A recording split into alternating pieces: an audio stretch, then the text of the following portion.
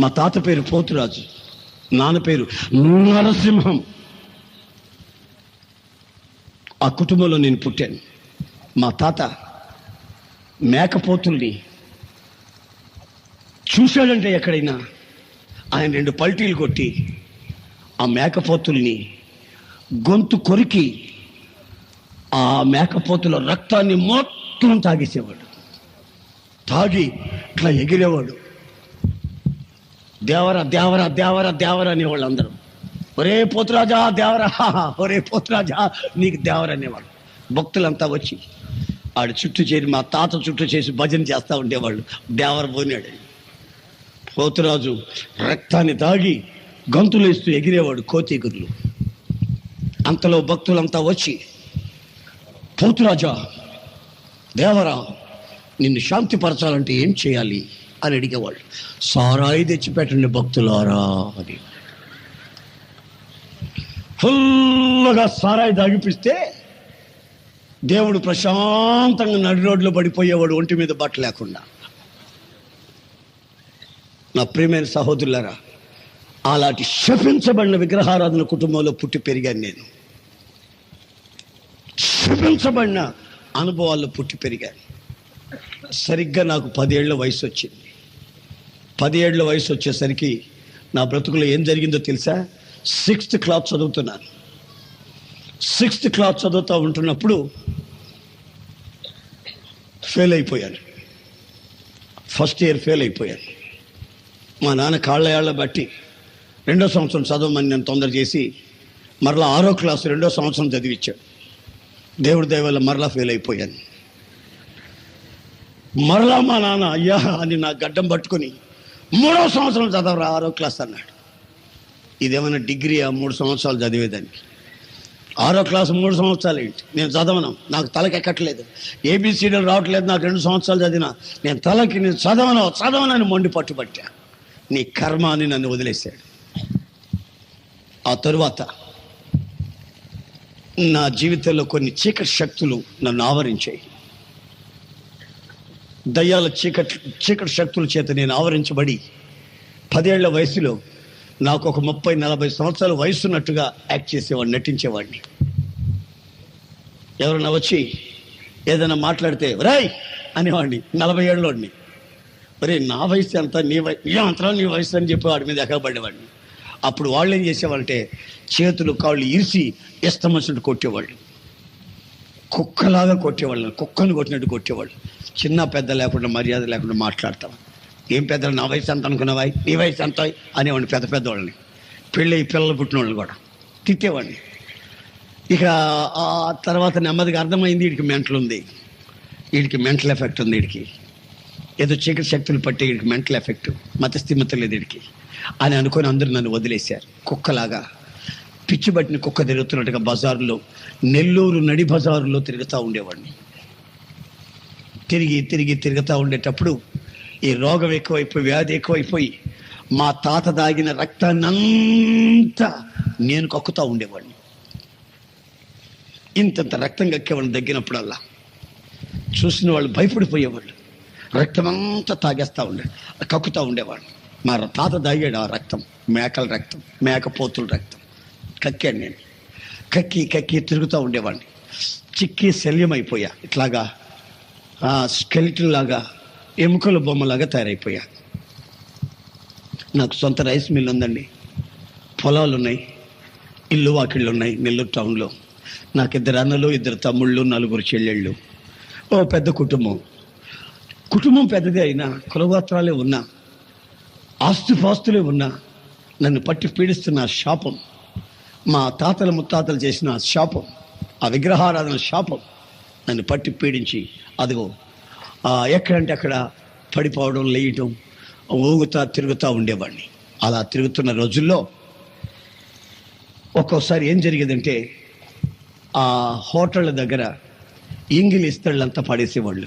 భోజనాలు చేసిన ఎంగిలి ఇస్తళ్ళన్నీ పడేసేవాళ్ళు. ఆ దెబ్బల్లోకి వెళ్ళి ఆ ఎంగిలి ఇస్తళ్ళలో ఉన్న ఎంగిలి మెతుకుల్ని తినేవాడిని. బురదతో మిళితమైన ఎంగిలి ఇస్తళ్ళు తినేవాడిని. అంతలో పందులు వచ్చాయి, మరి అంతలోనే కుక్కలు వచ్చాయి. ఓ ప్రక్కన కుక్కలు, ఓ ప్రక్కన పందులు, ఓ ప్రక్కన నేను కలిసి ఆ పాడు దెబ్బల్లో అన్నం తింటూ ఉండేవాడిని.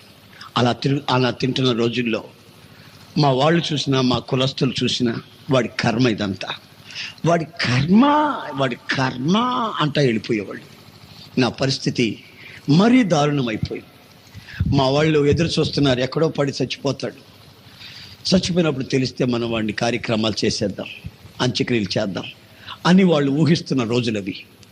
అయితే నా ప్రియమైన సోదరులారా, 1964 సంవత్సరం 1964 ఫిబ్రవరి 15వ తారీఖు రాత్రి శనివారం ఒక చోట ఒక క్రిస్టియన్ ఫ్యామిలీ వాళ్ళ స్తుతి ప్రార్థన చేసుకుంటున్నారు.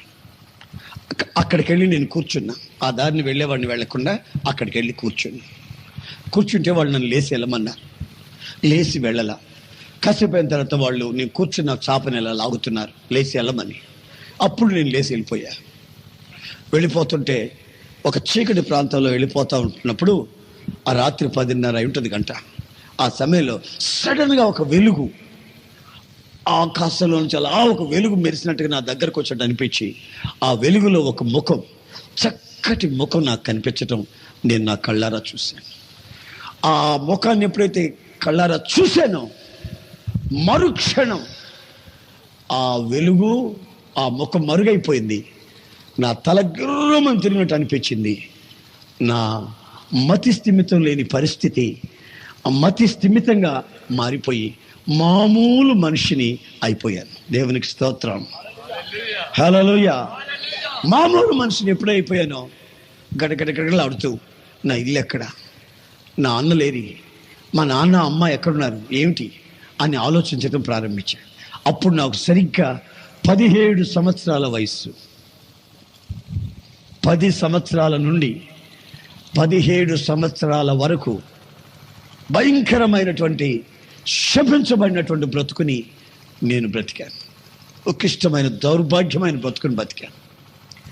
ఆ ప్రభు నన్ను దర్శించినట్టు నాకు తెలియక తిన్నగా నేను ఇంటికి వెళ్ళి నా ఇంట్లో పడుకున్నాను. ఆ ఇంటి బయట పడుకున్నాను. పొద్దున్నే మా వాళ్ళంతా లేచి, ఎవరి గదిలో నుంచి వాళ్ళు లేచి నన్ను చూస్తున్నారు. చూస్తే వాళ్ళకేమీ అర్థం కాల. చూసిన వాళ్ళు ఎవరు నన్ను పలకరించాల. కన్న తల్లి కూడా నన్ను పలకరించాల. కన్న తల్లి పలకరించలేదండి. బైబిల్లో రాసి ఉంది, కన్న తల్లి నిన్ను మరిచినా నేను నిన్ను మరువను అని. కన్న తల్లి నన్ను మర్చిపోయిందండి. మర్చిపోయినట్టుగా నన్ను చూసింది కానీ పలకరించాల. తోబుట్టువులు పలకరించాల. ఎవరు నన్ను పలకరించలేదు. అలా చూస్తున్నారు పొద్దున్నే లేచి. ఇక అంతే. నేను మా బావి దగ్గరికి వెళ్ళి స్నానం చేసి మా రెండో అన్నయ్య బట్టలు వేసేసుకొని ఇల్లు వదిలిపెట్టి మళ్ళీ రోడ్లోకి వెళ్తుంటే ఎవరు నన్ను పలకరించలా. ఏరా ఎక్కడికి వెళ్తున్నావు అని అడిగిన వాళ్ళు కాదు. ఆ రోజు ఆదివారం. నేను తిన్నగా ఒక ప్రార్థన ఆ రాత్రి కలిసేనే ఆ ప్రార్థన ఇంటి దగ్గర కూర్చున్నాను. అక్కడికి వెళ్ళి వివరాలన్నీ చెప్తే వాళ్ళు చెప్పారు, నశించిన దాన్ని వెతికి రక్షించిన యేసయ్య నిన్ను రక్షించాడు బాబు. ఆయనే కనిపించాడు నీకు. ఆ వెలుగు యేసయ్య వెలుగయ్యా. గనుక ప్రభు నిన్ను ప్రత్యేకించి ఆహ్వానించాడు. ఈ చిన్న వయసులో మోకరించి ప్రార్థన చేస్తారని వాళ్ళు మోకరింప చేసి నన్ను వాళ్ళ తల మీద చేయించి ప్రార్థన చేశారు. ప్రార్థన చేసి వాళ్ళు నాతో ఒక మాట అన్నారు, అయ్యా తమ్ముడు, నీ కొరకు నేను ప్రార్థన చేస్తుంటే నీ ఎదుట పచ్చటి పొలం, నేను ఎంత దూరం కళ్ళతో చూస్తానో అంత దూరం పచ్చటి పొలం నీ ఎదుట కనబడుతుందయ్యా అని వాళ్ళు నాతో చెప్పారు. అప్పుడు దాని అర్థం ఏమిటని అడిగితే వాళ్ళు చెప్పలేకపోయారు. ఈరోజు నేను చూస్తున్నాను మిమ్మల్ని. నేను చూస్తుంటే చదువుకున్న వాళ్ళు, ఉద్యోగస్తులు, సంస్కారం ఉన్నవాళ్ళు, ఇంతో అంతో ఒక పరిస్థితిలో క్షేమంగా బ్రతుకుతున్న మీరంతా నేను ఈ ఎర్రోడు పిచ్చోడు చెప్తున్న మాటలు మీరు వింటున్నారంటే నిజంగా ఆ పొలం ఇదేగానేమో అని అనిపిస్తుంది. ప్రతి చోట ప్రపంచంలో ఎక్కడికి వెళ్ళినా, ఏ కంట్రీకి వెళ్ళినా ప్రజలు ఈ విధంగా వచ్చి అదిగో నేను చెప్పే మాటలు వింటుంటే నాకు ఆశ్చర్యం, ఏమిటిదంతా. అప్పట్లో మన పితరులు పాడారు ఒక పాట, మీకు గుర్తుందో లేదు కానీ నేను మర్చిపోలేని ఈ పాటలన్నీ. ఏం పాటో తెలుసా? వారిలో ఒంటరి అయినా వాడు 10 వందలగును, వారిలో ఒంటరి అయినా వాడు 10 వందలగును, ఎన్నికలోని వారు బలమైన జనమగును. మన పితరులు పాడారు పాటలు, ఊరికేనే పాడారా? సంవత్సరాలు తరిగిపోతున్న ఈ పాటలు పాడుకుంటుంటే హృదయం మైమరిచి ఉప్పొంగిపోతుంది. అనుభవాలతో, దేవుని వాక్యపు ఆధారాలతో, చక్కటి అర్థాలతో వాళ్ళు పాడిన ఆ పాట నా వ్యక్తిగత జీవితంలో అక్షరాల నెరవేరింది. నేను నా కుటుంబంలోంచి వేరు చేయబడి వాడి కర్మ అని మా వాళ్ళందరూ నన్ను అంటే, పందులతో కుక్కలతో సహజీవనం చేస్తున్న బ్రతుకులు నన్ను ప్రభు వేలకి వేలుగా, 10,000గా, లక్షలుగా నా ప్రభు నన్ను మార్చిన విధానం చూస్తుంటే ఆయన ఎంతైనా ఆరాధనకి యోగ్యుడు, ఆయన స్తుతికి పాత్రుడు. ఆయన పేరు నజరేయుడైన యేసు. ఆ యేసయ్య నా జీవితంలో ఇలా కొత్త మలుపు తిప్పాడు. మా వాళ్ళు ఆ తర్వాత ఏ దేవుడైతే ఏమైంది, ఆడు మారాడు, మనకు అంతే చాలు, ఆరోగ్యం వచ్చింది, బాగుపడ్డాడు, అంతే చాలు, అంతే చాలు, అంతే చాలు అన్నట్లుగా వాళ్ళు ఆగిపోయారు. ఆ తర్వాత నేనేం చేయాలా? టైర్ కంపెనీకి వెళ్ళటమా, రైస్ మిల్కి వెళ్ళడమా, బిజినెస్లో ఏదైనా ఒక బిజినెస్ చేయడమా, అన్నలతో కలిసి, నాన్నతో కలిసి ఏం చేయాలని అనుకుంటూ ఉన్నటువంటి రోజుల్లో నా ప్రభు స్వచ్ఛంగా కొన్ని నిదర్శనాలు నా జీవితానికి చూపెట్టడం ప్రారంభించాడు.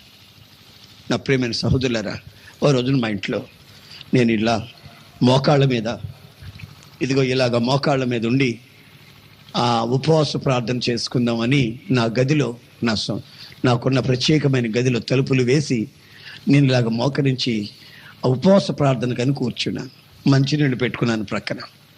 అంతలో మా వాళ్ళు, మా ఇంట్లో వాళ్ళు ఒక్కొక్కరు నా గదిలోకి వచ్చి, ఇదేంటిది మారేవనుకుంటే అన్నం నీళ్ళు లేకుండా ఇలా కూర్చున్నావు, అది ఇదని వాళ్ళు అదో రకంగా మాట్లాడడం ప్రారంభించారు. మా అమ్మ వచ్చింది.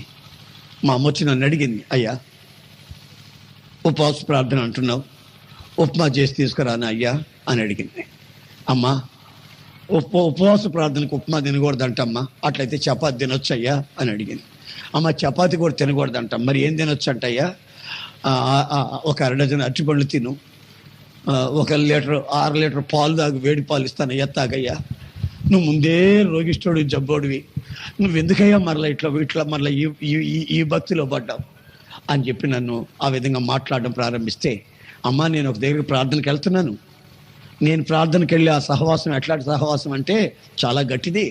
వాళ్ళు ఏమని చెప్పారంటే, నాకు మంచినీళ్ళు తప్ప ఉపవాసం రోజు ఏం ముట్టుకోకూడదన్నారు, బిస్కెట్లు కూడా తినకూడదంటమ్మా చెప్పారమ్మా. అడిగానమ్మా, నేను బిస్కెట్లు అన్నా తింటామని అడిగానమ్మా, తినకూడదన్నారు. ఏం తినొచ్చండి? ఏమి తినకూడదంట, మంచినీళ్ళు తప్ప ఇంకోటి ముట్టుకోవద్దన్నారమ్మా. ఇదేం ఉపవాసం రా, నువ్వు సత్తావు అన్యాయంగా, ఈ ఒగ్గబట్టేవేంట్రా, నువ్వు బాగుపడ్డావు అనుకుంటే ఇది బట్టి నీ కర్మ, ఇదంతా నీ కర్మ అంటే వెళ్ళిపోయింది. మా రెండో అన్న వచ్చాడు. రెండో అన్న అంటే మాకు కొంచెం భయం, పిల్లల్ని కొడతాడు, మా తమ్ముళ్ళని, మా చెల్లెలు నన్ను కొడతాడు మా అన్న.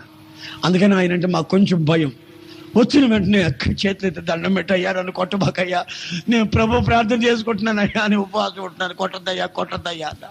నీ కర్మరా, ఎక్కడ నా సావంటే వెళ్ళిపోయాడు, కోపంతో వెళ్ళిపోయాడు ఆయన. ఇక మోకరించి ఇట్లాగా కాసేపు 1 గంట, 1.5 మోకాళ్ళ మీదనే ప్రార్థన చేసుకుంటున్నాను ఆ బలహీనతలో. అప్పుడు ఉన్నట్టుగా ఉండి ఇక నేను ఇట్లా ఉండలేక నా 2 చేతులు కింద పెట్టి ప్రార్థన చేసుకుందాం, మోకాళ్ళ మీద ఇక ఉండలేమని ఇట్లా 2 చేతులు ఇలా కింద పెట్టానండి. ఇలా 2 చేతులు ఇలా కింద పెడితే నా 2 చేతులు 2 పాదాల మీద పడ్డాయి. పడిన వెంటనే ఆ పాదాలను గట్టిగా ఇలా పట్టుకొని, అన్నా నన్నేం చేయొద్దు అన్నా అని తల పైకెత్తి చూస్తే మా అన్న లేడు. అప్పుడు నా ఒళ్ళంతా పులకరించి గటగటగడ వణికిపోయాను అనమాట. ఇప్పుడు నేను పట్టుకున్న పాదాలు ఎవరివి? ఎవరు నేను పట్టుకున్న పాదాలు అని గటగట వణుకుతున్నా. తలుపులేసే ఉన్నాయి, గదిలోకి ఎవరు వచ్చినట్టు చప్పుడు కూడా లేదు. మరి ఇప్పుడు నేను పట్టుకున్న పాదాలు ఎవరివి? కల కాదు ఇది కల కాదు, దర్శనం కాదండి. సరిగ్గా 1 గంట ఆ ప్రాంతంలో మధ్యాహ్న సమయం, నా సొంత గదిలో మోకరించి ఉంటున్న ఆ సమయంలో మా రెండో అన్నే వచ్చాడని పాదాలు గట్టిగా పట్టుకొని చేతులు పైకెత్తాను. నా ప్రియమైన సహోదరులారా, ఇవి పుక్కిట పురాణాలు కావు, కల్పిత కథలు కావు. ఇవి నా జీవితంలో వ్యక్తిగతంగా అనుభవించిన నగ్న సత్యాలు. నన్ను తీసుకెళ్ళి ఈ 2 చేతులు నరకండి, నరికి చేతుల్లో ఉన్న రక్తాన్ని అంతా పిండండి. ఆ పిండిన రక్తాన్ని ఇట్లాగా ఏదైనా ఉంటే, మిషన్లు ఏమన్నా ఉంటే, ఆ రక్తాన్ని అంతా టేపు లాగా ఆ యొక్క యాంప్లిఫైర్లో వేసి ఆడియో సిస్టంలో తీసుకెళ్ళి చూడండి. రక్తపు ప్రతి అణువే కాదు, ప్రతి పరమాణువు కూడా ఈ స్పర్శ, ఆయన పాదాలను తాకిన ఆ స్పర్శ, అవి వేణుళ్ళ కేకలు వేస్తూ ఆ రక్తపు ప్రతి పరమాణువు ఈ సాక్ష్యాన్ని చెప్తాయి మీకు.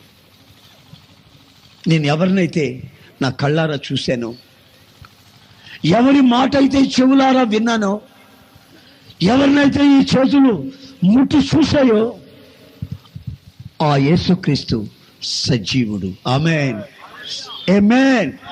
ప్రార్థన చేసినప్పుడల్లా మనకు సమీపముగా ఉండే దేవుడు, ఆయన పేరు నజరేయుడైన యేసు.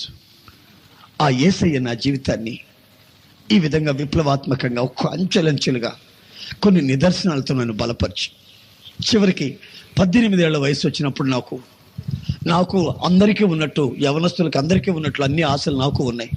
ఒంటికి రక్తం పట్టింది, ఆరోగ్యం వచ్చింది, మామూలు మనిషిని అయిపోయాను. అందరికీ ఉన్నట్లు ఆశలు నాకు ఉన్నాయి, వ్యాపారాలు ఉన్నాయి, డబ్బు ఉంది, అన్నదమ్ముళ్ళు ఉన్నారు, అంతా క్షేమంగా ఉంది.